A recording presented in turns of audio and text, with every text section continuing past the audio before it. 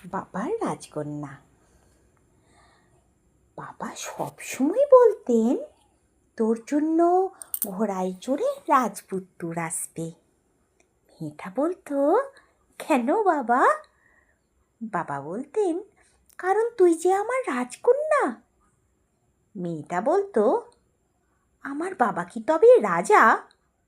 বাবা হাসতেন। তারপর বলতেন, এমন রাজকন্যা থাকলে তার বাবা রাজা না হলে কি হয়?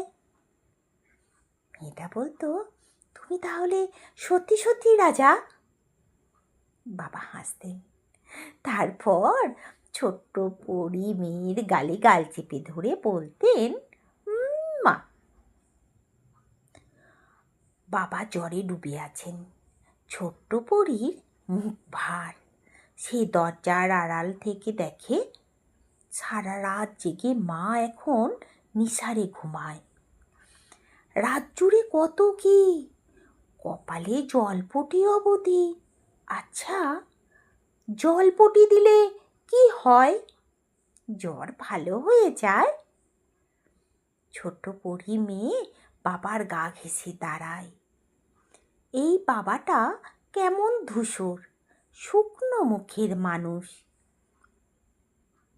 বাবার কি খুব কষ্ট হচ্ছে? খুব। পরী মেয়ে তার বেনি করা চুলের ফিতে খুলে ফেলে। তারপর বেসিনের জলে ডুবিয়ে নিয়ে বাবার কপালে বেঁধে দেয়। বাবা চোখ মেলে তাকান। ঠিক সামনের আয়নায় তার চোখ। টুকটুকে লাল ফিতে তার কপাল জুড়ে। পরী মেয়েটা বড়দের মতো করে বলে, রাজামশাই জ্বর কি তাহলে কমলো? বাবা হাসেন। 2 হাত জাপটে ধরেন তার রাজকন্যাকে বুকের ভেতর।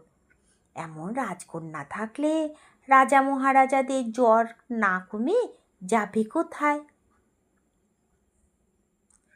বাবা রাজকন্যাকে কাঁধে নিয়ে হাঁটেন। কোলের ভেতর বেড়ালের রোমে ঘুম পাড়ান। সারা বাড়ি ঘুরে ছোটেন। তারপর অফিস, মিটিং, রোদ, ঘাম, জলের দিন রাত্রি, বাজারের সওদা, দ্রব্যমূল্যের ঊর্ধ্বগতি। দিন শেষে হতাশায় ক্লান্তিতে গম্ভীর মুখে ঘরে ফেরাও থাকে। কিন্তু পরী মেয়ে এসে বলে, তুমি কি আমার ফকির বাবা? বাবা গম্ভীর মুখে বলেন, কেন মা? আজকাল যে আমাকে রাজকন্যা বলে ডাকো না। ক্লান্তিরা ডানা ঝাপটে পালায়, দুশ্চিন্তাও। বাবা আবার রাজা মহারাজা হয়ে যান মুহূর্তেই। তার বুকের ভেতর ডানা ঝাপটায় রাজকন্যা। বাবারা জানেন, তার ঘরের চৌকাঠ পেরোলেই এই জগৎ জুড়ে তার রাজকন্যাদের জন্য আর সত্যিকারের রাজপুত্ররা অপেক্ষায় থাকে না, বরং নখর বাগিয়ে ওত পেতে থাকে পুরুষের বেশ ভয়ঙ্কর সব সাপোত। হয়তো তাই পৃথিবীর সকল বাবাই তার বুকের ভেতর আজীবন তার রাজকন্যাদের পুষে রাখতে চান। হয়তো তাই জগৎ জুড়েই সকল মেয়ের বুকে ফিসফিসিয়ে বাজে, I am a princess, not because I have prince, but because my father is the only king. কলমে সাদ্দাত হোসেন।